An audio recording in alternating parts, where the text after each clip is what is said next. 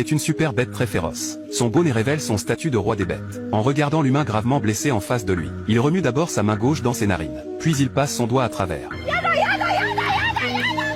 La bête ne l'a pas mangé. Au lieu de cela, il a essuyé la grosse morve sur la blessure de la femme. Le moment suivant, une chose miraculeuse s'est produite. La blessure de 30 mètres de long a guéri. La morve était un remède miracle.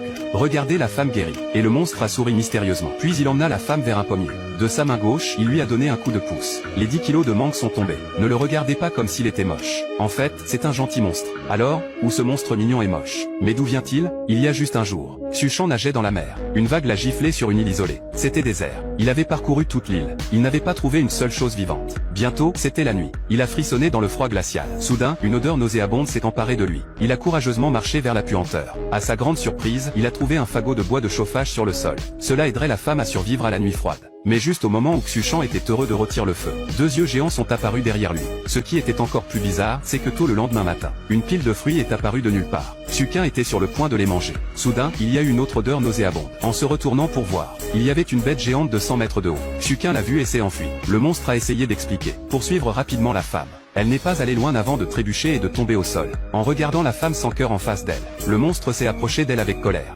Femme avec une coupe de 30 mètres d'une machette de 40 mètres. En regardant la femme blessée en face de lui, le monstre met sa main dans sa narine. La main était couverte d'une grosse et méchante morve. Les blessures de la femme étaient uniformément recouvertes. Oh mon Dieu, la femme n'a instantanément ressenti aucune douleur. La blessure de 30 mètres a disparu. La morve était incroyable. Xuchan a regardé le monstre sans méchanceté. Les 2 hommes sont rapidement devenus de bons amis. Mais le corps du monstre puait tellement. À la demande insistante de Xuchan, le monstre du nez l'a suivi jusqu'à la mer. Mais il avait peur de l'eau par nature. Il ne voulait pas se baigner du tout. Mais il a surmonté sa peur. Il a avancé lentement. Mais Xuchan l'a aspergé d'eau de mer. Le pauvre Nose était tellement en colère qu'il tapait des pieds. Et il n'arrêtait pas de maudire et de jurer. À la tombée de la nuit, il parlait. Bien qu'il ne parle pas la même langue.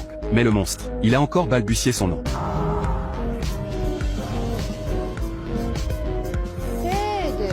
Et ainsi Ibtaka a été piégé sur l'île pendant 7 jours. Tôt ce matin-là, un petit bateau est finalement apparu dans la mer. Il a crié désespérément à l'aide. Les hommes dans le bateau semblaient l'avoir repéré. Ils se dirigeaient vers l'île. Xuchan était sur le point d'annoncer la bonne nouvelle au monstre de nez. Mais quand il s'est retourné, le monstre avait disparu. Il n'avait pas d'autre choix que de quitter l'île par lui-même. Mais la puanteur de son corps a presque fait vomir le capitaine. Quand il est rentré chez lui, il a pris 8 douches. Mais quand il est sorti, l'odeur l'a frappé. Hitoshi a cherché pendant un long moment. C'était l'écharpe avec la morve du monstre dessus. Curieuse, elle a pris l'écharpe et l'a fait tester. La morve s'est avérée être un gaz très rare et précieux. Si on en faisait un parfum, toutes les femmes deviendraient folles. Et c'est ainsi qu'a commencé un plan pour faire fortune. Pour obtenir plus de matières premières, Xuchan est encore une fois allé sur l'île. Ce monstre a dépensé beaucoup d'argent. D'avoir un beau nez de faucon. Non seulement cela a amélioré son apparence. Même la morve est offerte à un prix élevé. Regardez la morve qui est plus chère que l'or. Xuchan est monté et en a pris une grosse poignée. En voyant à quel point il était populaire, il a montré ses dents blanches. Il a souri joyeusement. Après avoir obtenu les matières premières, il a commencé à produire beaucoup de parfums Monster. Il a été vendu dès sa sortie. Xuchan est devenue une femme riche. Elle est devenue la femme la plus riche de la région. Au fur et à mesure que les affaires se développent, le parfum a commencé à être en rupture de stock.